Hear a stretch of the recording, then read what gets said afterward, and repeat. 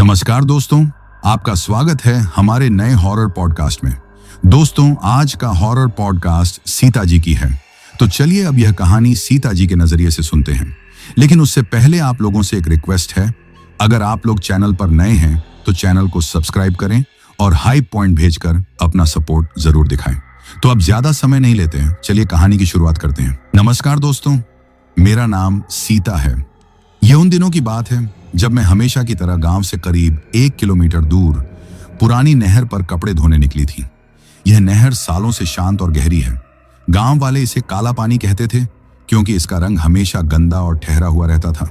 उस दिन पता नहीं क्यों मेरे दिल में अजीब सी बेचैनी थी। शायद इसलिए कि मेरी गोद आज तक सूनी थी। मेरी शादी को 5 साल हो गए थे, फिर भी मैं अब तक बेऔलाद थी। इस शांत नहर के पास आना हमेशा एक अनदेखा डर पैदा करता था। और उस दिन सुबह से ही पता नहीं क्यों नहर पर आने से मेरा मन हिचक रहा था। मैंने कपड़ों का गट्ठर किनारे पर रखा, पानी से थोड़ा सा डरकर हाथ आगे बढ़ाया। पानी बर्फ की तरह ठंडा था। जैसे ही मैंने पहला कपड़ा पत्थर पर मारा, मेरी नजर एक अजीब चीज पर पड़ी। एक टोकरी, लकड़ी की एक टूटी फूटी पुरानी टोकरी जो पानी के बहाव के साथ पानी की सतह पर तैरती सी आई थी, मगर अब एक ही जगह पर रुकी हुई थी, बिल्कुल मेरे सामने, जैसे किसी ने जानबूझकर किनारे पर रख दी हो। मेरे हाथ अपने आप उसकी तरफ बढ़े। डरते डरते मैंने उसे खींचा। टोकरी गीली थी और उससे काई और गंधक की बू आ रही थी। जब मैंने झुककर अंदर देखा तो मेरी सांस मेरी ही पसलियों में अटक गई। ये बच्चा किसका है? एक नवजात बच्चा, बिल्कुल शांत। उसने न तो आवाज निकाली न कोई हलचल की।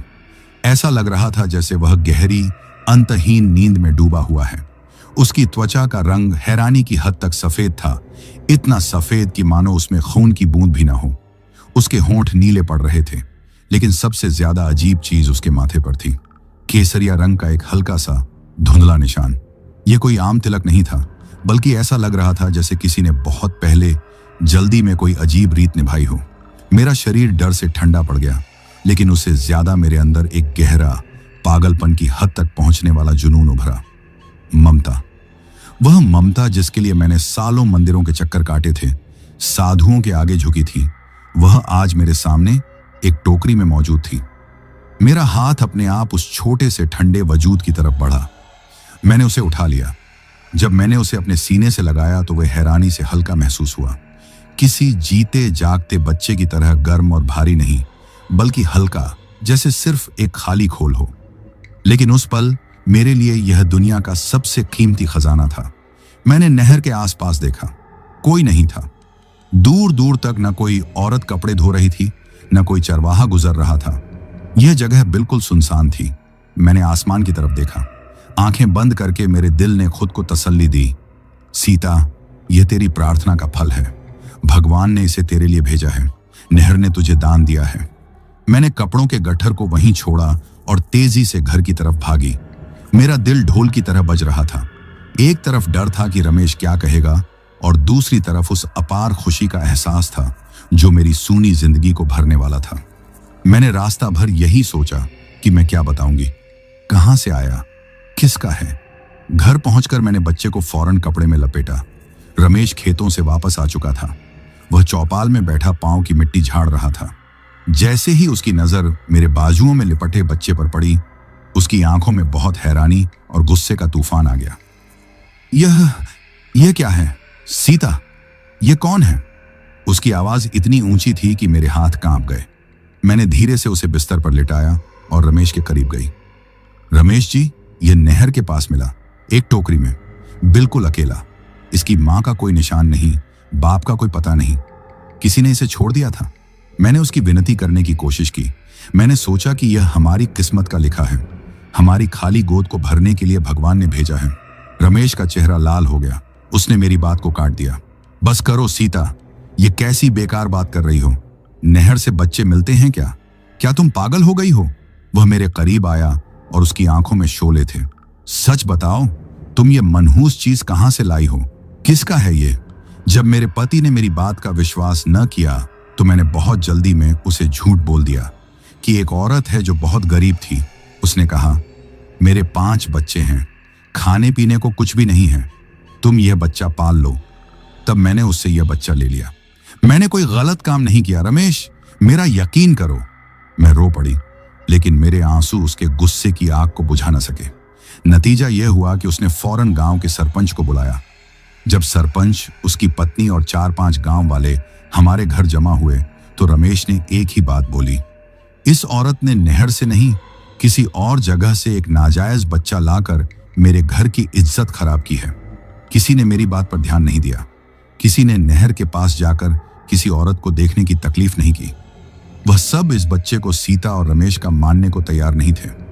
वह बच्चा, जिसे मैंने चमत्कार समझा था, अब गांव के लिए श्राप बन चुका था। सब लोगों का एक ही मत था, जरूर यह किसी का नाजायज खून है, इसीलिए तो इसकी मां इसे तुझे सौंप कर खुद भाग गई और अपना गुनाह छुपाने के लिए इसे तुम्हें दे दिया। मैंने उसे अपने सीने से लगाया हुआ था और मेरे दिल में एक डरावना एहसास था कि शायद गांव वाले सही कह रहे थे। यह बच्चा कोई तोहफा नहीं, बल्कि कोई बोझ था जो खामोशी से मेरी जिंदगी में दाखिल हो चुका था। और इस सारे हंगामे में वह बच्चा बिल्कुल शांत था। एक लम्हे के लिए भी उसने आवाज नहीं निकाली, बस अपनी बड़ी हल्की आंखों से सबको देखता रहा। मैंने उसकी आंखों में गहरी ठंडी उदासी देखी, जैसे वह सब कुछ जानता हो। जब सरपंच और गांव वाले चले गए तो घर में सिर्फ गहरी भयानक शांति बाकी रह गई। रमेश ने एक शब्द भी नहीं कहा। उसने मेरी तरफ एक पल के लिए भी नहीं देखा, बस पलंग पर रखे उस सफेद शांत बच्चे को घूरता रहा। उसकी आंखों में सिर्फ गुस्सा नहीं था, बल्कि एक तरह का डर भी था जो किसी अनदेखी सच्चाई से पैदा होता है। उठाओ इसे, रमेश ने धीरे से कहा। उसकी आवाज में गहरी नफरत थी। इसे यहां से ले जाओ, मुझे ये मनहूस चीज मेरे घर में नहीं चाहिए। रमेश जी, इतना गुस्सा मत करें, मैंने विनती की। यह बच्चा बेकसूर है, इसे वापस कहां छोड़ूं? मैं इसे मौत के मुंह में नहीं फेंक सकती। इसे भगवान की मर्जी समझें। भगवान की मर्जी? रमेश हंसा, एक भयानक खोखली हंसी। भगवान की मर्जी ने हमें सालों बच्चे से दूर रखा और अब तुम्हें नहर के किनारे से यह शैतान का बीज उठा लाने को कहा है? नहीं, यह किसी और की मर्जी है और तुमने इसे छुपाया है। वह दिन और उसके बाद आने वाली रातें मेरे लिए नरक बन गईं। रमेश ने बिस्तर अलग कर लिया। वह मुझसे बात नहीं करता था, सिर्फ जरूरत पड़ने पर रूखे लहजे में हुक्म देता। उसने बच्चे को एक बार भी हाथ नहीं लगाया। वह अपने और बच्चे के दरमियान कम से कम 10 फीट का फासला रखता था। मेरे लिए सबसे ज्यादा तकलीफ देने वाली बात यह थी कि अब मैं न सिर्फ बेऔलाद होने का श्राप झेल रही थी, बल्कि नाजायज बच्चे का आरोप भी मेरे सर पर था कि मैं किसी का गंदा खून उठाकर अपने घर में ले आई हूं।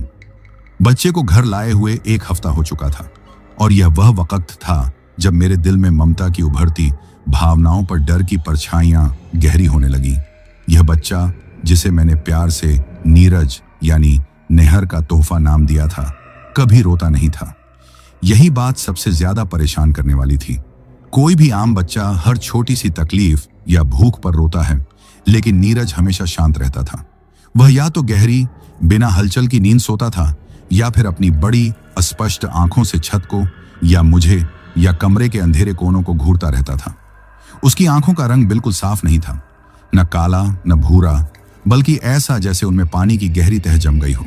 मैं उसे दूध पिलाने की कोशिश करती, लेकिन वह मेरे सीने से मुंह मोड़ लेता। मुझे चिंता हुई, आखिर यह जीता कैसे है? इसका भोजन क्या है? एक रात तेज आंधी चल रही थी। दरवाजे और खिड़कियां जोर जोर से बज रहे थे। रमेश बाहर बरामदे में सो रहा था। उसने मेरे कमरे में आने से मना कर दिया था। मैं नीरज के बिस्तर के पास बैठी थी और कमरे में सिर्फ एक मिट्टी का दिया टिमटिमा रहा था। मैंने नीरज को दूध की कटोरी दी और फिर वही हुआ, उसने दूध को अनदेखा कर दिया। उसके छोटे से चेहरे पर अजीब सी बेचैनी दिख रही थी।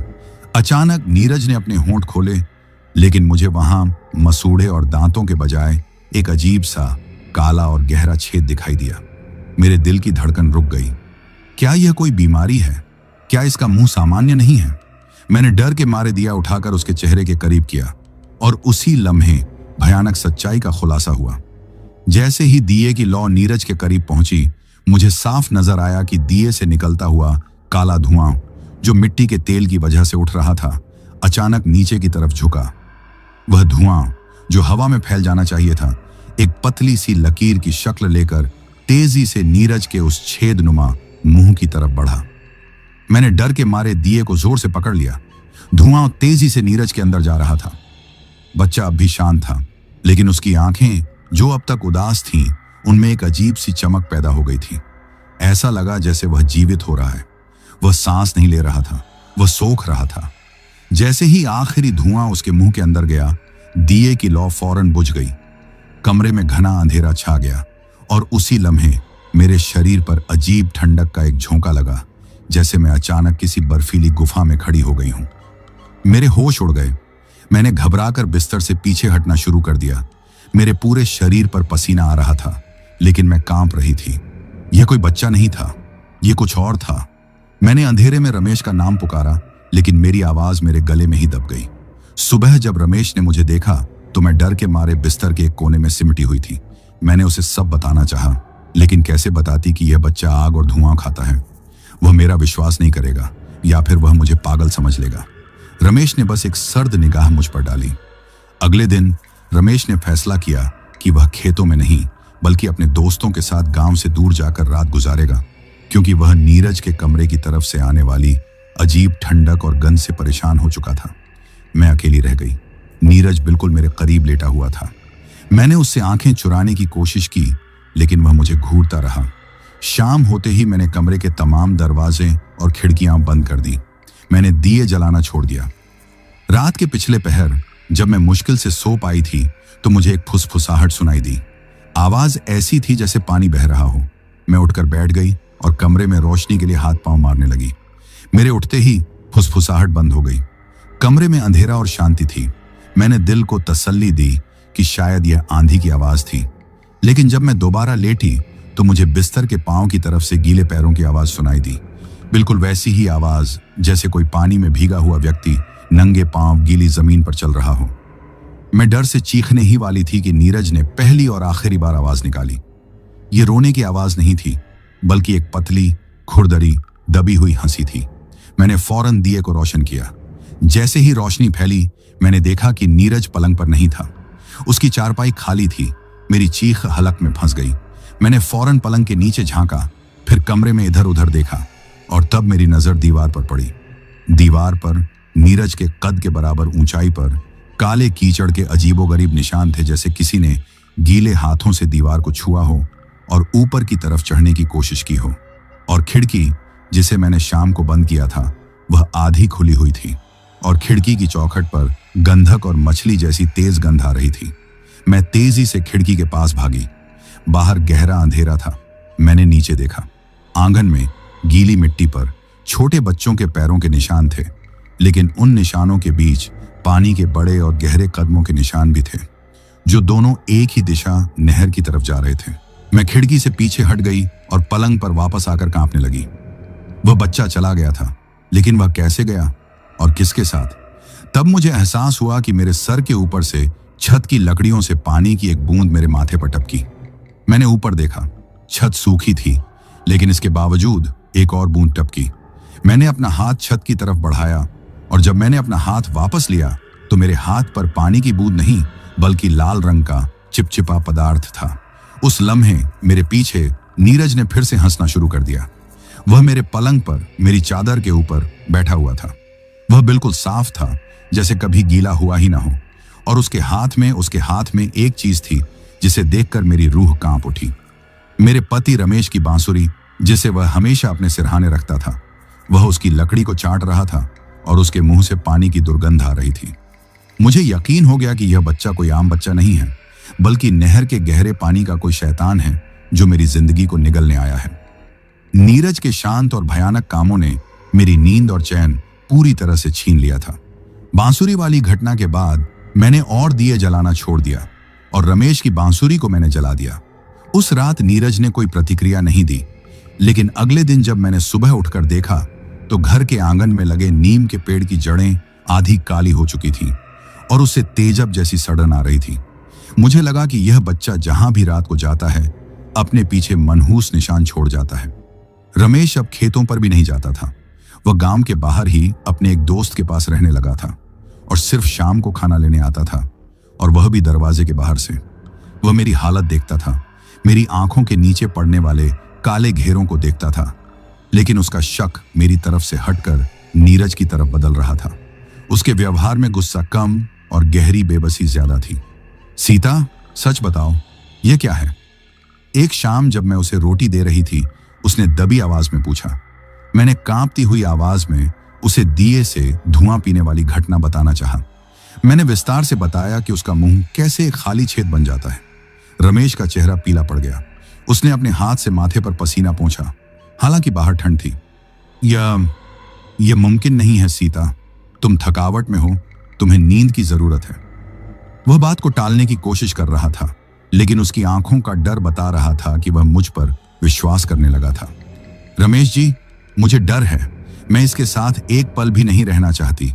इसे वापस नहर के पास छोड़ आते हैं। मेरी आंखों में आंसू थे।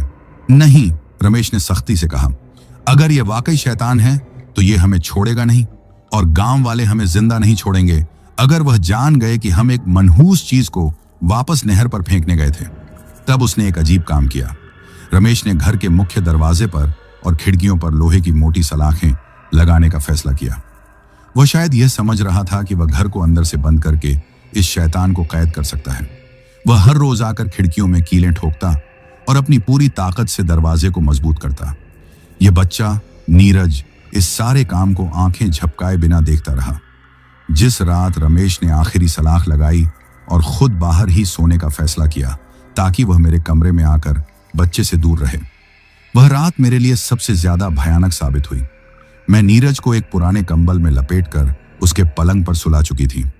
मैं थोड़ी दूर एक कोने में कांपते हुए हाथों में एक पुरानी हथौड़ी लिए बैठी थी। मैंने तय कर लिया था कि अगर उसने कोई असामान्य हलचल की तो मैं खुद को बचाने के लिए आखिरी कोशिश जरूर करूंगी। रात के बीच में मैंने महसूस किया कि घर की दीवारें ठंडी हो रही हैं, इतनी ठंडी कि उन पर ओस जम गई थी। मैंने अपने हाथों को रगड़ा, लेकिन ठंडक कम न हुई। फिर मैंने एक पतली लगातार आवाज सुनी। यह बिल्कुल ऐसी आवाज थी जैसे कोई मछली सिसक रही हो। आवाज नीरज की चारपाई से आ रही थी। मैं धीरे से उठी और चारपाई के करीब गई। नीरज जाग रहा था। उसकी आंखें अब पूरी तरह से काली हो चुकी थीं और उनमें पानी की गहराई नहीं बल्कि अंधेरा था। उसका कंबल मेरे पलंग की तरफ बढ़ा हुआ था। उस लम्हे जो कुछ मैंने देखा, मैं उसे जिंदगी भर नहीं भूल सकती। कंबल से एक काला रेशा एक धागे की तरह बाहर निकला। यह धागा हलचल कर रहा था। यह रेशा जमीन पर रेंगता हुआ मेरे पलंग के नीचे जाकर रुका, जहां मैंने कल रात चावल के कुछ दाने गिराए थे। वह रेशा चावल के दाने से लिपटा और उसे जोर से खींचकर वापस नीरज के कंबल की तरफ ले गया। मैंने डर के मारे हथौड़ी को जमीन पर गिरा दिया। मैंने देखा कि नीरज ने अपना मुंह खोला और वह काला रेशा तेजी से उसके अंदर चला गया। नीरज ने चावल के दाने को भी खामोशी से अपने मुंह में ले लिया। मुझे समझ आ गया, यह बच्चा सिर्फ धुआं नहीं बल्कि जिंदगी की छोटी से छोटी चीजें, ऊर्जा और यहां तक कि मामूली खाना भी सोख रहा था। वह हमारे घर की बरकत को खा रहा था। जब वह शांत हुआ तो उसने मेरी तरफ देखा। उसकी आंखों में मुझे पहली बार कोई भावना नजर आई, जीत का एक घटिया सा प्रदर्शन। मैं तेजी से पीछे हटी और अपने पलंग के पास जाकर बैठ गई। कमरा इतना ठंडा हो चुका था कि मुझे अपने ही दांत बजने की आवाज सुनाई दे रही थी। और तब मैंने खिड़की से बाहर देखा। सरपंच का छोटा बेटा सारंग, जो मेरी पड़ोस में रहता था और हमेशा हंसता खेलता था, वह हमारी गली में खड़ा था। वह मेरे घर की तरफ देख रहा था। वह गहरे अंधेरे में था, लेकिन मुझे उसकी छोटी सी चमकदार लाल निक्कर कच्छा नजर आ रही थी जो वह हमेशा पहनता था। मैंने खिड़की की सलाखों को पकड़ा और धीरे से कहा, सारंग बेटा, तुम यहां क्या कर रहे हो इतनी रात को? वह नहीं हिला। उसका चेहरा खिड़की की सलाखों के पार बिल्कुल मेरे सामने था। उसकी आंखें खाली थीं। सारंग, अपने घर जाओ, मैं चिल्लाई, लेकिन मेरी आवाज बहुत धीमी निकली। फिर मुझे डरावना एहसास हुआ। वह हलचल नहीं कर रहा था, वह सिर्फ खड़ा था। मैंने सलाखों से झुककर करीब से देखा और उस लम्हे एक रोमांचक दहशत ने मुझे जकड़ लिया। सारंग की आंखों में नीरज की आंखों जैसी गहरी काली कालिमा थी और उसकी आंखों के कोनों से रेत मिली गाय धीरे धीरे बह रही थी। वह जीवित नहीं था। उसके पीछे गली की दीवार पर एक बहुत बड़ा सायेदार ढांचा खड़ा हुआ जो गहरा और काला था, बिल्कुल उसी तरह जैसे नहर के पानी का रंग हो। उसने अपना हाथ सारंग के कंधे पर रखा और सारंग का धड़ हल्का सा झुका और फिर मैंने सुना पानी के बहने की आवाज। यह आवाज इस कदर तेज थी कि ऐसा लगा जैसे हमारी पूरी गली में बाढ़ आ गई हो। जब मैं खिड़की से वापस मुंह मोड़ा तो मैंने देखा कि नीरज पलंग पर बैठा हुआ मुस्कुरा रहा है। वह हंस नहीं रहा था, बल्कि संतुष्ट था। उसके चेहरे पर पानी के चंद बूंद नजर आए और उसके हाथ में मुझे सारंग के हाथ का गीला लाल धागा नजर आया। वह वही धागा था जो सारंग हमेशा कलाई पर बांधता था। मुझे यकीन हो गया, नीरज न सिर्फ बरकत चोरी कर रहा था, बल्कि वह जिंदगियों को भी चोरी कर रहा था। और वह सारंग, वह अब वह नहीं था। वह सिर्फ एक खोखला खोल था जिसे नहर का वह भयानक साया यहां पर मुझे डराने के लिए खड़ा करके गया था। मैं चीख नहीं सकी। मेरे शरीर ने काम करना छोड़ दिया। मैं बस उस बच्चे को, जो अब मेरे लिए मौत का फरिश्ता बन चुका था, घूरती रही। और बाहर सारंग का ढांचा खामोशी से खड़ा रहा, जैसे मेरी आंखों के सामने मेरी किस्मत का फैसला लिखा जा रहा हो। मुझे महसूस हुआ कि यह घर अब मेरा नहीं रहा, बल्कि किसी पुराने ताकतवर राक्षस की कैद में है, जो अब मुझ पर सबसे बुरा कहर ढाने वाला था। सारंग को खिड़की पर देखने और उसकी कलाई के धागे को नीरज के हाथ में पाने के बाद मेरे होश पूरी तरह उड़ चुके थे। मैं अगले कई घंटे तक पलंग के कोने में पत्थर की मूर्ति बनी रही। जब सुबह की पहली किरण खिड़की की सलाखों से छन कर आई तो मैंने फौरन बाहर झांका। सारंग वहां नहीं था। गली कीचड़ से साफ थी और पानी के बड़े कदमों के निशान भी गायब थे। सिर्फ नीम के पेड़ की जड़ों की सड़न और मेरे दिल में बैठा हुआ डर का एहसास बाकी था। रमेश सुबह सवेरे दरवाजा खोलकर अंदर आया। उसका चेहरा उतरा हुआ था। सीता, सारंग लापता है, उसकी आवाज कांप रही थी। मुझे यह बात मालूम थी। मैंने नीरज की तरफ इशारा किया, जो अपने पलंग पर मासूमियत से लेटा हुआ था।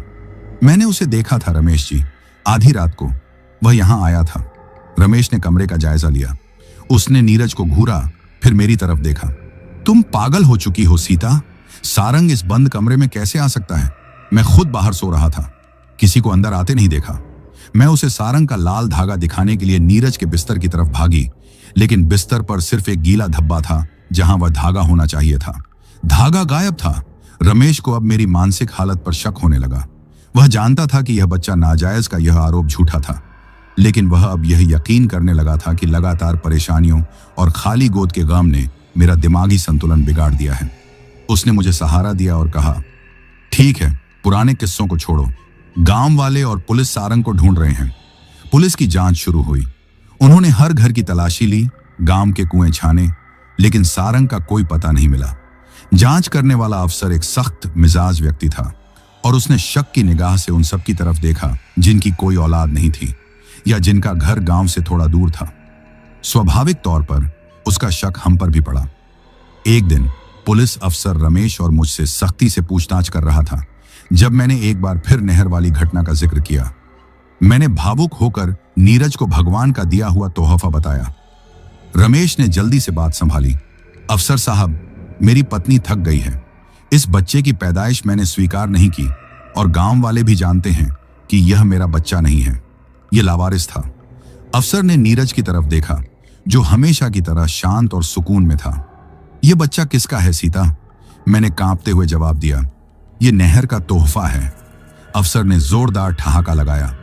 नहर भी मां बनने लगी हैं अब। बहुत खूब। जब वह तलाशी ले रहे थे तो पुलिस की टुकड़ी ने हमारे घर के पिछवाड़े का दौरा किया। वहां की जमीन अपेक्षाकृत नरम और गीली थी। जैसे ही उन्होंने जमीन पर कदम रखा, उनमें से एक सिपाही ने चीख मारी, अफसर साहब, यह देखें। सब वहां जमा हो गए। गीली मिट्टी पर पानी के गहरे कदमों के निशान साफ नजर आ रहे थे, लेकिन यह आम इंसानी कदमों के निशान नहीं थे। यह बहुत बड़े, चौड़े और अजीब थे, जैसे किसी भारी भरकम चीज ने पानी से निकलकर कदम रखा हो। इससे भी ज्यादा भयानक बात यह थी कि इन बड़े निशानों के अंदर और आसपास एक छोटे बच्चे के कदमों के निशान भी मिले जुले थे, जैसे छोटा बच्चा किसी बड़े साए के साथ चल रहा हो। यह कदमों के निशान नहर की तरफ से आ रहे थे और हमारे घर के पिछवाड़े से शुरू होकर सीधे नीरज के कमरे की खिड़की के नीचे खत्म हो रहे थे। हालांकि वह खिड़की लोहे की सलाखों से बंद थी। रमेश का रंग उड़ गया। वह सलाखों वाली खिड़की की तरफ दौड़ा और उसे छू कर देखा। सलाखें अंदर से बंद थीं। बाहर से किसी का अंदर आना असंभव था। अफसर ने अब गुस्से की बजाय हैरानी से नीरज को देखा। यह क्या मजाका है? इससे पहले कि कोई कुछ समझ पाता, नीरज ने अपने बिस्तर से धीरे से हाथ उठाया उसके छोटे हाथ में एक लहराता हुआ पतला सा पौधा था, जिसे शायद काई कह सकते हैं। यह काई हमारी नहर के गंदे पानी में पाई जाती थी और उससे तेज सड़न आ रही थी। नीरज ने इस काई को अपने मुंह के छेद की तरफ ले जाना शुरू कर दिया, जैसे वह उसे खाने वाला हो। उसी वक्त अफसर की नजर नीरज के माथे पर पड़ी। उसने अपनी आंखें संकरी की और नीरज के चेहरे के करीब आया। यह क्या है? अफसर ने पूछा। नीरज के माथे पर वह केसरिया रंग का धुंधला निशान अब हल्का हल्का चमक रहा था। यह कोई तिलक या टीका नहीं था, बल्कि ऐसा लग रहा था जैसे चमड़ी के अंदर कोई चीज फूट कर ऊपर आ रही हो। जब अफसर ने उसे छूने की कोशिश की तो नीरज ने पहली बार गुस्से में अपनी आंखें फैला दी और कमरे में अचानक इतनी ज्यादा ठंडक पैदा हुई कि अफसर को अपना हाथ फौरन पीछे खींचना पड़ा। इस गहरी ठंडक के साथ ही मेरे कमरे के कोने में रखे गए पानी के घड़े से अचानक बिना किसी हलचल के पानी उबलना शुरू हो गया और घड़े की मिट्टी फट गई।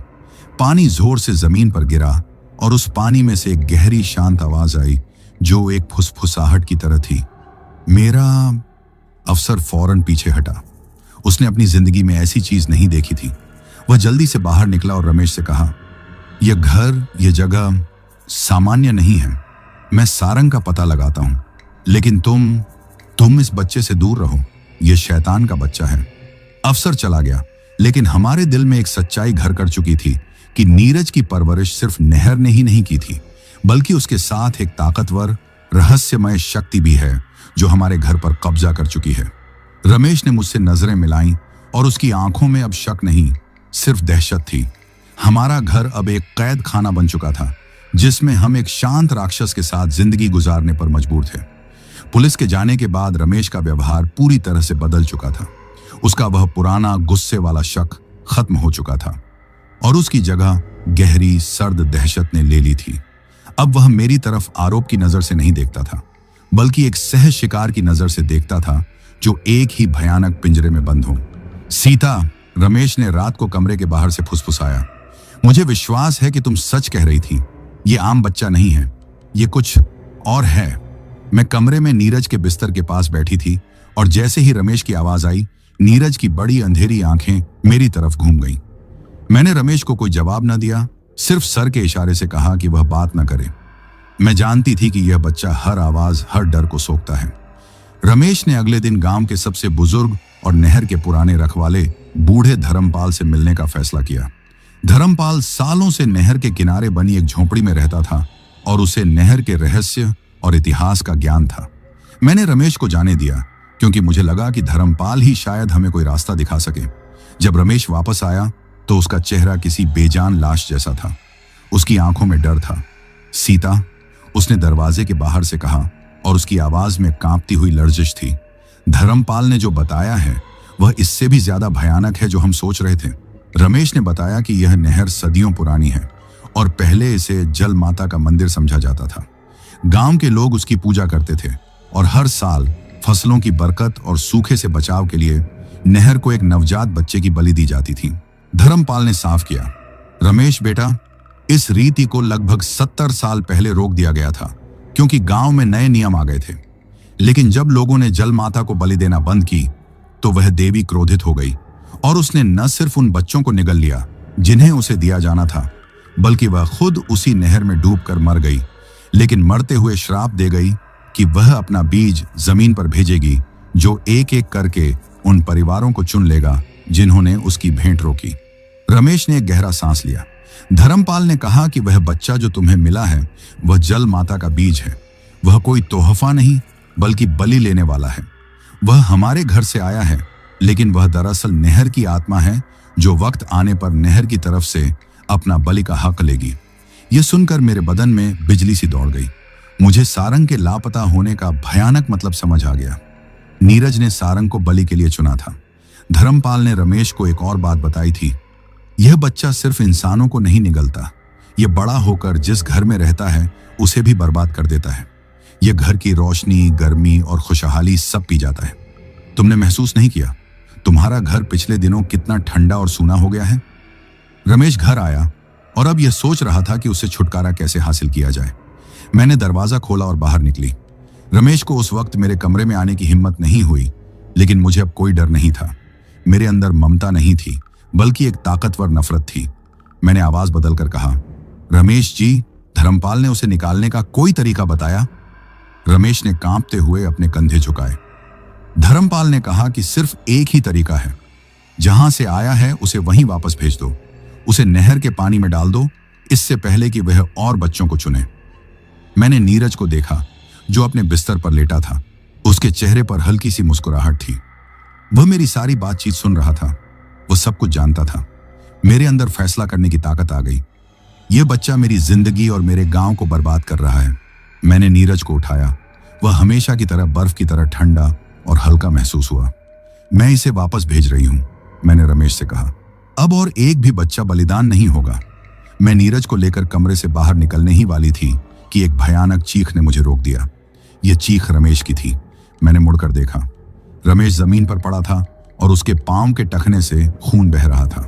उसके पांव में एक पतला नुकीला कांटा गड़ा हुआ था, जो आम कांटा नहीं था, बल्कि मछली पकड़ने के जाल का जंग लगा कांटा था, जो शायद नहर से आया था। रमेश दर्द से तड़प रहा था। जब मैं मदद के लिए उसके करीब गई तो नीरज, जो मेरी गोद में था, हंस पड़ा।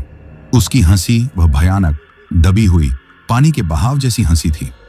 उसने अपना छोटा हाथ मेरे बाजू पर रखा और जैसे ही उसका ठंडा हाथ मेरी चमड़ी से छुआ, मैंने देखा कि रमेश के टखने से बहता हुआ खून हवा में लहराया और बिना गिरे एक बारीक धागे की तरह सीधा नीरज के मुंह की तरफ बढ़ा। नीरज ने रमेश के खून को चूसना शुरू कर दिया। मैं चिल्लाई और नीरज को नीचे फेंक दिया। जब नीरज जमीन पर गिरा तो उसने एक बड़े मेंढक की तरह छलांग लगाई और तेजी से उस खिड़की की तरफ बढ़ा जहां लोहे की सलाखें लगी हुई थीं।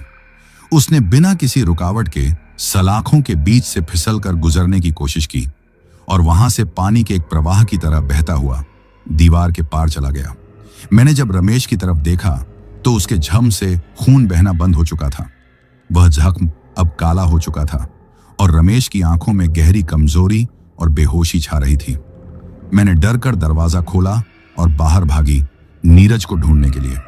वह जा चुका था, लेकिन मैंने घर से बाहर के रास्ते पर पानी के बड़े कदमों के निशान को फिर से देखा, जो इस बार किसी बच्चे के निशान नहीं थे, बल्कि सीधे नहर की तरफ जा रहे थे। अब फैसला हो चुका था, मुझे उसे वापस भेजना था। लेकिन जब मैं नहर की तरफ भाग रही थी तो मेरे दिल में एक और डरावना ख्याल आया। वह बच्चा खुद ही नहर की तरफ गया है, अपनी मां जल माता के पास। और अगर वह वहां गया है तो वह अब अकेला नहीं होगा। मैं पागलों की तरह नहर की तरफ भागी। सूरज डूब रहा था और आसमान पर लाल रंग के भयानक शेड्स फैल चुके थे, जैसे खून के धब्बे लग गए हों। मेरे दिमाग में सिर्फ एक ही ख्याल था, मुझे नीरज को पानी में डालकर इस श्राप से छुटकारा हासिल करना है। रमेश घर में जख्मी था और उसके शरीर से खून नहीं, बल्कि उसकी जीवन शक्ति चोरी हो चुकी थी। जब मैं नहर के किनारे पहुंची तो वहां हर तरफ गहरी शांति छाई हुई थी। नहर का पानी हमेशा की तरह ठहरा हुआ और गहरा था, लेकिन आज उसकी सतह पर एक अजीब सी चमक थी। ऐसा लग रहा था जैसे पानी के अंदर कोई रोशनी जल रही हो। मैंने किनारे पर जाकर जोर से पुकारा, नीरज, तुम कहां हो? निकल आओ। मेरी आवाज सुनसान में गूंज कर वापस आई। कोई जवाब नहीं मिला। मैंने नहर के पानी की तरफ देखा और तब वह हुआ जिसे देखकर मेरी रूह जम गई। पानी की गहरी तह से एक सफेद अस्पष्ट ढांचा धीरे धीरे ऊपर उठा। पहले मुझे लगा कि यह सिर्फ पानी का कोई धोखा है, लेकिन जब यह ढांचा नहर के किनारे मेरे सामने पूरी तरह से ठोस शक्ल ले चुका तो मैं डर के मारे जमीन पर बैठ गई। यह एक औरत थी। वह लंबी, कमजोर और पूरी तरह से गीली थी। उसके शरीर से लगातार पानी टपक रहा था और उसके लंबे काले बाल समुद्री घास की तरह उलझे हुए थे, जो उसके चेहरे को छुपा रहे थे। उसके कपड़े बिल्कुल वही थे जो गांव की औरतें पहनती हैं, लेकिन वह कीचड़ और काई से लिपटी थीं। यह जल माता की प्रेतनी भूतनी देवी थी, वही जिसने खुद को नहर में डुबा दिया था। उसने अपना सर उठाया और जब मैंने उसकी आंखें देखी तो वह सिर्फ गोल, गहरे, खाली छेद थे, जिनमें किसी भी तरह की रोशनी या जीवन नहीं था। और फिर मैंने देखा वह अपने हाथ में नीरज को पकड़े हुए थी। नीरज उसके कंधे पर बैठा था और अपनी बड़ी आंखों से मुझे घूर रहा था। उसके चेहरे पर वही शांत संतुष्टि थी। भूतनी देवी ने एक बुरी खोखली आवाज में बात की, जो बिल्कुल पानी के बहाव की गड़गड़ाहट की तरह थी। सीता, तुम आखिरकार मेरे पास आ ही गई, मैंने कांपते हुए कहा। यह बच्चा, इसे ले लो, यह तुम्हारा है। मैं इसे लेकर गलती कर चुकी हूं। मुझे और मेरे घर वालों को छोड़ दो। भूतनी देवी के चेहरे पर एक घिनौनी सड़ी हुई मुस्कुराहट आई। छोड़ दूं? उसने सवाल किया। तुम इतनी मासूम हो सीता, तुमने क्या सोचा था? क्या तुम्हें लगा कि यह चमत्कार है? उसने नीरज को अपने सीने से लगाया और कहा, यह मेरा बेटा है, मेरा नफरत का बीज। मैं इसे तुम्हारे पास सिर्फ और सिर्फ इसलिए छोड़कर गई थी। उसकी आवाज अचानक बुलंद हो गई, जैसे किसी पत्थर पर पानी जोर से टकरा रहा हो। ताकि तुम अपनी बेऔलादी के गम को भूल जाओ और इसके बजाय इस भयानक सच्चाई को गोद ले लो। मैं जानती थी कि तुम ममता की भूखी हो और तुम मेरे बच्चे को जरूर अपनाओगी, जल माता, ताकि तुम अपनी संतानहीनता के दुख को भूल जाओ और इसके बजाय इस भयानक सच्चाई को अपना लो। मैं जानती थी कि तुम ममता की भूखी हो और तुम मेरे बच्चे को जरूर अपनाओगी। जल माता की आवाज नहर के गहरे पानी में कांप रही थी। उसकी डरावनी और सड़ी हुई मुस्कान पर नीरज ने अपना शांत चेहरा लटका दिया और वह आराम से अपनी मां की गोद में बैठा रहा। वह चुप था, लेकिन उसकी बड़ी काली आंखें सीता पर एक विजेता की तरह खड़ी हुई थीं। सीता के दिल में ममता का जो आखिरी कतरा था, वह अब नफरत के तेजाब में बदल चुका था। ये ममता की प्यास नहीं, बल्कि जल माता के गुस्से की जंजीर थी, जिसे सीता ने खुद अपने हाथ से गोद में लेकर पहन लिया था। तुम एक देवी नहीं हो, सीता ने कांपती हुई लेकिन मजबूत आवाज में कहा। तुम एक श्राप हो। तुमने मेरी ममता का मजाक बनाया है और मेरे सुहाग को चुराने की कोशिश की है। जल माता ने हंसना चाहा, मगर उसके गले से सिर्फ गंदले पानी की आवाज निकली। तुम्हारा सुहाग? रमेश, वह कमजोर है। वह इस घर की रोशनी को नहर के अंधेरे से बचा नहीं सका। रमेश तुम्हारी खाली गोद का रक्षक था और मैंने उस रक्षक को खत्म कर दिया है। जब तुम्हारी खुशहाली, तुम्हारी सेहत, तुम्हारे पड़ोसी का बच्चा और तुम्हारे पति की जिंदगी की शक्ति खत्म हो जाएगी, तो तुम खुद चलकर इस काले पानी में आओगी और मेरा बीज नीरज, जो दरअसल मेरा एक टुकड़ा है, तुम्हें दोबारा उसी रस्म की याद दिलाएगा जिसे तुम्हारे गांव वालों ने 70 साल पहले तोड़ा था। जल माता ने नीरज को अपने सीने से हटाया। वह बच्चा, जो अब तक हल्का था, जल माता की गोद में एक काला, पानी से भरे गड्ढे की तरह भारी लग रहा था। अब तुम्हारी बारी है। रमेश का खून मेरे बेटे ने पी लिया है। अब वह ज्यादा देर जीवित नहीं रहेगा और तुम्हें सीता, तुम्हें मेरे बेटे की नई मां बनने की सजा मिलेगी। तुम हमेशा के लिए इस नहर की दासी बन जाओगी, जो हमारे लिए और कुर्बानियां लाएगी। सीता को अचानक बूढ़े धर्मपाल की बात याद आई थी। जहां से आया है उसे वहीं वापस भेज दो। नीरज, जो जल माता के कंधे पर बैठा था, ने पहली बार सीता की तरफ अपना छोटा हाथ बढ़ाया।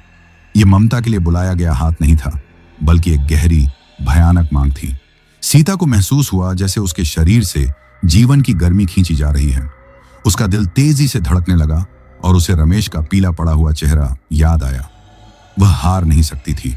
वह ममता की भूखी थी, लेकिन रमेश की पत्नी भी थी।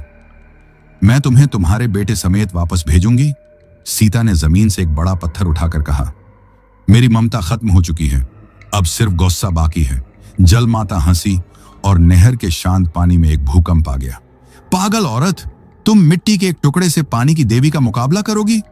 जल माता ने अपना दूसरा हाथ पानी की तरफ किया और तुरंत नहर की गहरी तह से काई और कीचड़ का एक लंबा, चिपचिपा हाथ तेजी से बाहर निकला, जो सीधा सीता की गर्दन की तरफ बढ़ा।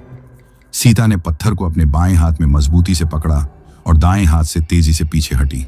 कीचड़ का हाथ जमीन पर गिरा और वहां से एक तेज ठंडक और सड़न का झोंका उठा, जिससे सीता के शरीर में कंपी दौड़ गई। तुम यहां से नहीं जा सकती, जल माता ने जोर से कहा और उसी पल नहर के किनारे लगे हुए सबसे पुराने और बड़े बरगद के पेड़ से कच्ची मिट्टी और पत्तों की तेज बू आने लगी। सीता ने देखा कि बरगद की लटकी हुई जड़ें अचानक जीवित हो गईं और सांपों की तरह रेंगती हुई सीता की तरफ लपकी। सीता को समझ आ गया कि जल माता सिर्फ पानी तक सीमित नहीं थी, वह इस पूरी वीरान जगह की आत्मा थी जिसे कुर्बानियों से पाप मुक्त किया गया था। सीता तेजी से मुड़ी और नहर से दूर भागने की कोशिश की। उसका लक्ष्य अब नीरज को पानी में फेंकना नहीं था, बल्कि इस मनहूस अस्तित्व को उसकी शक्ति के स्रोत से दूर ले जाना था, जैसा कि धर्मपाल ने कहा होगा। वह भागती रही, कीचड़ और कंकड़ों पर लड़खड़ाती रही। बरगद की जड़ें, जो अब जल माता के हुक्म पर चल रही थीं, उसका पीछा कर रही थीं।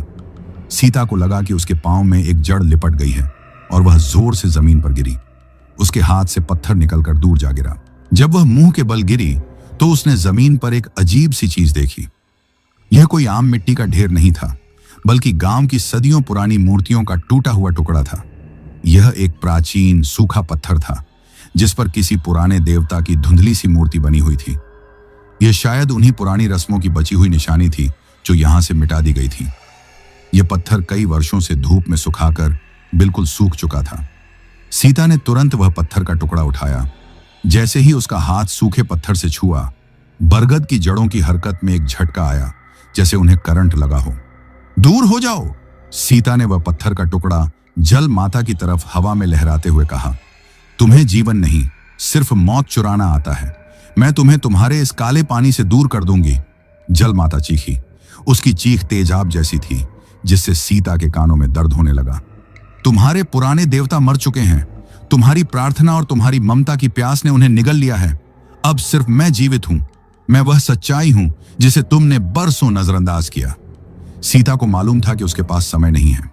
रमेश मर रहा था और हर गुजरता पल इस शैतान को मजबूत कर रहा था। सीता ने भागने की बजाय वापस नहर के किनारे की तरफ दौड़ लगाई, लेकिन उसका रास्ता अब जल माता ने रोक रखा था। जल माता ने अपने हाथ में पकड़े नीरज को पानी में छोड़ दिया। नीरज अब सतह पर नहीं, बल्कि उसकी गहराई में तैर रहा था, जैसे कोई मछली हो। उसके माथे पर केसरिया निशान तेज चमकने लगा। बीज को वापस भेजना है तो मेरे सामने आओ, जल माता ने गरज कर कहा, और अपनी आखिरी कुर्बानी के लिए तैयार हो जाओ। सीता ने आंखें बंद कर लीं। उसे रमेश का बांसुरी का गीत याद आया, जो वह शाम को खेतों से वापसी पर गुनगुनाता था। उसे वह जिंदगी याद आई जो उसने अपने हाथ से बर्बाद कर दी थी। उसने अपने अंदर की ममता की उस प्यास को निकाला जो उसकी सबसे बड़ी कमजोरी बनी थी। मेरी ममता का आखिरी काम तुम्हें वापस भेजना होगा। सीता ने अपने हाथों में मौजूद पत्थर के सूखे टुकड़े को पूरी शक्ति से नीरज की तरफ फेंका, जो अब पानी की सतह से थोड़ा सा ऊपर उभर आया था। पत्थर का टुकड़ा, जो सूरज की गर्मी और प्राचीन विश्वास से भरा हुआ था, नीरज के सीने से टकराने की बजाय सीधा उसके माथे पर बने केसरिया निशान से जा टकराया। टकराने की आवाज ऐसी नहीं थी जैसे पत्थर किसी मांस से टकराए, बल्कि ऐसी थी जैसे किसी कांच के बर्तन को तोड़ा गया हो। एक भयानक नीली चमक नीरज के माथे से निकली।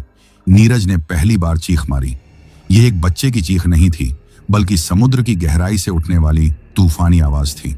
जल माता ने अपना सिर जोर से पीटा और उसके शरीर से गंदा, काई लगा हुआ पानी का धारा फूट पड़ा।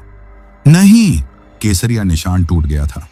नीरज के अंदर जो असामान्य शक्ति थी, वह अस्थायी तौर पर कमजोर पड़ गई। वह तेजी से वापस पानी की गहराई में गोता लगाने लगा। जल माता अब भयानक गुस्से में थी। उसका शरीर तेजी से ठोस रूप धारण करने लगा, जैसे पानी की लहरों को जमा दिया गया हो। उसका कद बढ़ गया और उसने अपने दोनों हाथ सीता की तरफ फैलाए। मैं तुम्हारी आत्मा को अपने साथ खींच लूंगी। सीता को मालूम था कि अब भागना बेकार है। वह दोबारा मुड़ी और वापस गांव की तरफ भागने की बजाय एक और खतरनाक फैसला किया। वह दौड़ती हुई उस पुरानी झोंपड़ी की तरफ गई जहां बूढ़ा धर्मपाल रहता था। धर्मपाल की झोंपड़ी बरसों से सूखी लकड़ी और मिट्टी से बनी थी, और उसमें अब भी पुराने देवताओं के कुछ टूटे फूटे औजार और पूजा का सामान मौजूद था। सीता ने झोंपड़ी के अंदर झुककर देखा। धर्मपाल वहां मौजूद नहीं था। शायद वह रमेश को सब कुछ बताने के बाद किसी और सुरक्षित जगह चला गया था। लेकिन झोंपड़ी के कोने में कुछ सूखी लकड़ियों के साथ एक जंग लगी पुरानी कुल्हाड़ी पड़ी थी। इस कुल्हाड़ी का हथा किसी जमाने में केसरिया रंग के कपड़े से लपेटा हुआ था, जो अब पुराना हो चुका था।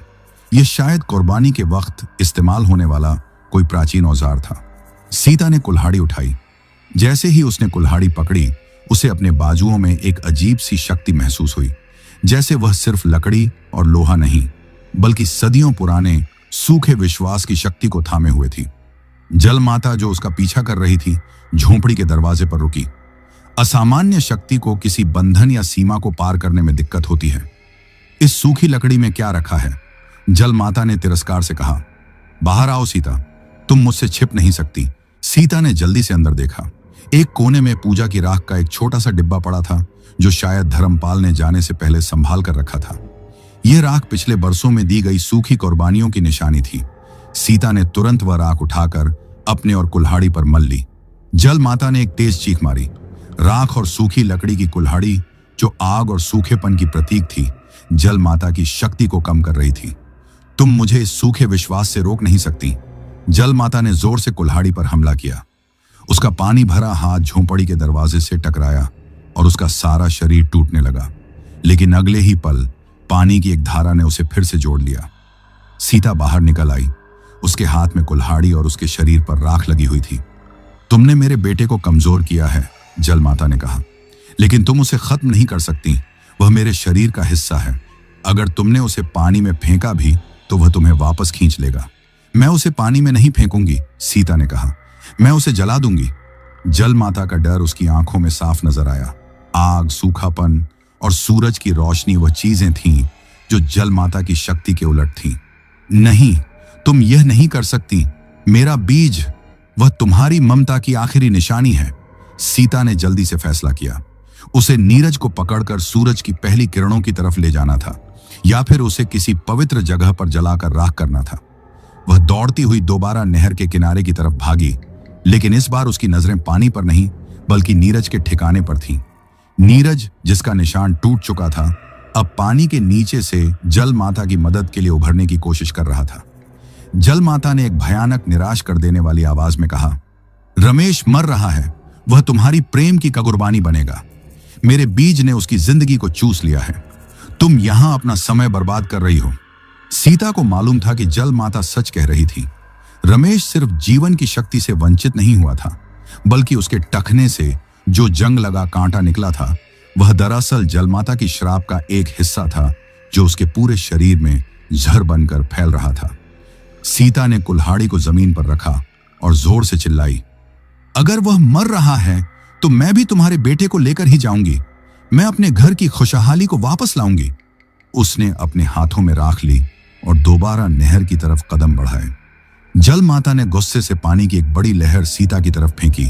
पानी की वह लहर ठंडी और कीचड़ से भरी हुई थी और उससे मछली और सड़न की तेज बू आ रही थी। सीता को लगा कि उसके शरीर से सारी शक्ति निकल गई है। वह एक बार फिर गिरी, लेकिन इस बार उसने खुद को बचाने के लिए कुल्हाड़ी की बजाय राख को हवा में उछाला। राख, जो सूखी और तपिश से भरी थी, पानी की लहर से मिली। एक भयानक आवाज के साथ पानी का धारा हवा में भाप बनकर उड़ गया और एक पल के लिए जल माता का शरीर धुंधला हो गया। सीता ने मौका अच्छा जाना और तेजी से उस जगह की तरफ भागी जहां नीरज पानी में तैर रहा था। उसने झुककर नीरज को पानी से बाहर निकाला। नीरज एक बार फिर शांत और हल्का हो चुका था। उसका केसरिया निशान खत्म हो चुका था, लेकिन उसकी आंखों में वही गहरा, भयानक शांति थी। सीता ने उसे अपने सीने से लगाया, लेकिन इस बार ममता से नहीं बल्कि नफरत से। तुम मेरी बद्दुआ हो, उसने धीरे से कहा। जल माता ने देखा कि उसका बीज उसके हाथ से निकल गया है, तो उसने एक बार फिर गरजदार आवाज में चीख मारी, इसे लेकर वापस मत जाओ। मैं तुम्हें तुम्हारी आखिरी सांस तक चैन नहीं लेने दूंगी। सीता ने नीरज को अपने सीने से लगाए रखा और पागलों की तरह गांव की तरफ भागी। उसके पीछे नहर में एक तूफान आ चुका था। पानी की लहरें ऊंची उठने लगीं और नहर के किनारे टूटने लगे। सीता जब घर पहुंची तो रमेश जमीन पर पड़ा बेहोश था। उसका जख्म अब पूरी तरह से काला हो चुका था और उसके शरीर में जीवन की कोई निशानी बाकी नहीं थी। सीता ने नीरज को उसके पलंग पर रखा। नीरज अब भी चुप था, लेकिन उसकी आंखें, जो अब बेरंग हो चुकी थीं, रमेश की तरफ गईं। सीता जानती थी कि उसके पास अब सिर्फ एक ही रास्ता है। उसे नीरज को खत्म करना था और फिर रमेश को बचाना था। रमेश को बचाने के लिए सीता को वह करना था जिसके लिए वह बरसों तरस रही थी, लेकिन सही मायनों में यह ममता नहीं बल्कि कुर्बानी थी। उसे अपने प्रेम, अपनी जीवन की शक्ति और अपनी सुहाग की आग को इस्तेमाल करना था। सीता ने धर्मपाल की झोंपड़ी से लाई गई कुल्हाड़ी को याद किया, जिसे वह वहीं नहर के पास छोड़ आई थी। उसके पास समय नहीं था। उसे अचानक याद आया कि रमेश की बांसुरी, जिसे नीरज चाटता था, उसने डर के मारे जला दी थी। वह राख कहाँ थी? सीता ने दौड़कर चौपाल में देखा, जहां बांसुरी की राख एक कोने में दबी हुई थी। उसने राख को उठाया और अपने हाथों में ले लिया। यह आग और सूखेपन की राख थी, जो पानी के शैतान के लिए जहर थी। वह नीरज के पास आई और उसने राख को नीरज के मुंह पर फेंका। राख ने नीरज के मुंह को छुआ और वह बच्चा जोर से झटका खाकर पीछे हटा। उसके शरीर से नीला, गंदला धुआं उठने लगा। नीरज का शरीर तेजी से सिकुड़ने लगा और उसकी त्वचा की सफेद रंगत भूरी और सूखी होने लगी। नीरज ने एक और चीख मारी, लेकिन यह अब एक तूफान की आवाज नहीं थी, बल्कि एक छोटे जख्मी कीड़े की सिसकारी थी। उसका शरीर अब एक सूखे हुए पत्थर की तरह सख्त हो चुका था। उसके माथे से केसरिया निशान की जगह एक काला जलता हुआ छेद बन गया। सीता ने बांसुरी की राख को उस छेद में डाल दिया। नीरज ने एक आखिरी बार सिसकारा और उसका शरीर टूटकर मिट्टी और काई के गड्ढे में बदल गया, जो तुरंत सूख गया। अब वहां कोई बच्चा नहीं था, सिर्फ एक सूखा बेजान निशान। नीरज खत्म हो चुका था। वह श्राप जो ममता के वेश में आई थी, वह अब राख और मिट्टी बन चुकी थी। लेकिन रमेश, वह अब भी बेहोश पड़ा था। उसका जख्म अब काला हो चुका था और पूरे शरीर में जहर फैल रहा था। उसका शरीर बर्फ की तरह ठंडा हो रहा था, बिल्कुल नीरज की तरह। सीता ने उसकी तरफ देखा। उसका चेहरा आंसुओं से भीगा हुआ था, लेकिन अब वह मजबूत थी। उसने अपने दिल में एक आखिरी कुर्बानी का फैसला किया। रमेश की जीवन की शक्ति वापस लानी थी। उसने रमेश का हाथ पकड़ा और अपने दिल पर रखा। भगवान, मैंने तुम्हारे बेटे को स्वीकार नहीं किया, जो श्राप था, लेकिन मैं अपने सुहाग को बचाऊंगी। मेरी जिंदगी की आग, मेरी जिंदगी की हर रोशनी, मेरी पूरी ममता मैं रमेश को देती हूं। अगर उसे बचाने के लिए मुझे भी नहर की दासी बनना पड़े तो मुझे स्वीकार है। सीता ने रमेश को अपने सीने से लगा लिया। वह उसे अपनी सारी जिंदगी की गर्मी, प्रेम और बचने की इच्छा देने लगी। वह ठंडा था और सीता गर्म। जैसे ही सीता ने यह फैसला किया, उसे महसूस हुआ कि उसके अपने शरीर से कोई चीज निकलकर रमेश के अंदर जा रही है। उसके पूरे शरीर में कमजोरी और ठंडक फैल गई, जैसे उसने अपना खून या अपनी आत्मा रमेश को दे दी हो। कुछ देर बाद रमेश ने कराह कर अपनी आंखें खोली। उसकी आंखें अब गुस्से या डर से नहीं, बल्कि विवशता और कमजोरी से भरी थीं। उसके जख्म का काला रंग कम होने लगा और उसमें दोबारा खून की लाली आने लगी। सीता, उसने धीरे से कहा, क्या हुआ? सीता ने रमेश का हाथ अपने चेहरे पर फेरा। उसका शरीर अब पूरी तरह से शांत हो चुका था। कुछ नहीं हुआ रमेश जी, श्राप खत्म हो गया। उसके बोलते ही कमरे में वही भयानक घिनौनी हंसी गूंजी। दीवारें कांप उठी और खिड़कियों के शीशे चटक गए। जल माता की आत्मा, जो नहर में तूफान पैदा कर रही थी, अब घर में वापस आ चुकी थी। वह एक भारी ठंडी हवा के झोंके की तरह कमरे में दाखिल हुई। तुमने मेरे बीज को नष्ट कर दिया सीता, जल माता ने कहा, लेकिन तुमने मुझे एक बेहतर कुर्बानी दे दी। तुमने अपना सुहाग बचा लिया, लेकिन इसके बदले तुमने मुझे अपनी आत्मा दे दी। अब तुम हमेशा के लिए मेरी हो। तुम इस घर की वीरानी बनोगी, जो बाकी सबकी जिंदगी पीती रहेगी। सीता का शरीर कांप रहा था और वह अब कुछ बोलने की शक्ति नहीं रखती थी। वह रमेश के बाजुओं में थी और उसकी आखिरी सांसें निकल रही थीं। रमेश, जो अब दोबारा जीवन की गर्मी महसूस कर रहा था, ने अपनी कमजोरी को झटक कर सीता को मजबूती से पकड़ा। उसने सीता के चेहरे पर भयानक काला और ठंडी हवा के झोंके को महसूस किया, जो उसे जल माता की तरफ खींच रहा था। रमेश ने अपनी सारी शक्ति जमा की और जोर से चीखा, नहीं, यह मेरी पत्नी है। तुम मेरी जिंदगी चुरा सकते हो, लेकिन मैं इसे तुमसे नहीं छीनने दूंगा। तुम अब यहां से वापस जाओगी, इस नहर के काले पानी में, हमेशा के लिए। रमेश ने बिस्तर के किनारे से नीरज की सूखी हुई मिट्टी और राख को उठाया और उस राख को जल माता की आत्मा की तरफ फेंका। आग की राख और सूखेपन की श्राप जब जल माता की आत्मा से टकराई तो कमरे में एक बिजली सी कड़की। जल माता ने एक भयानक चीख मारी और उसकी आत्मा तेजी से सिकुड़ने लगी, जो पानी की एक पतली धारा की तरह खिड़की की सलाखों से गुजरकर वापस नहर की तरफ भागी। जब वह चली गई तो कमरे में दोबारा गर्मी और शांति लौट आई। सीता और रमेश एक दूसरे को मजबूती से पकड़े हुए थे। सीता का शरीर ठंडा था, लेकिन उसकी आंखों में शांति थी। रमेश का जख्म अब सिर्फ एक मामूली खरोंच था, लेकिन उसका दिल दर्द से फट रहा था। सीता, रमेश ने कहा, उसकी आवाज भर्रा गई। तुमने मुझे बचा लिया। सीता ने आंखों में एक आखिरी झलक दी और उसके होंठों पर हल्की सी संतुष्ट मुस्कुराहट आई।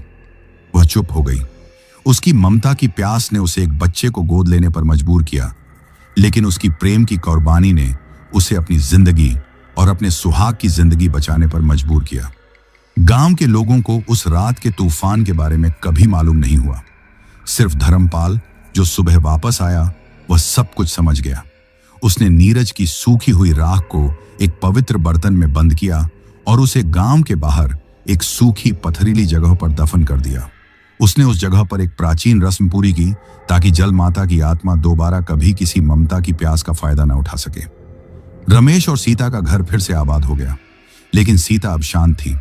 वह अपनी जीवन की शक्ति, अपनी गर्मी रमेश को दे चुकी थी। वह संतानहीन ही रही, लेकिन अब उसकी गोद खाली नहीं थी।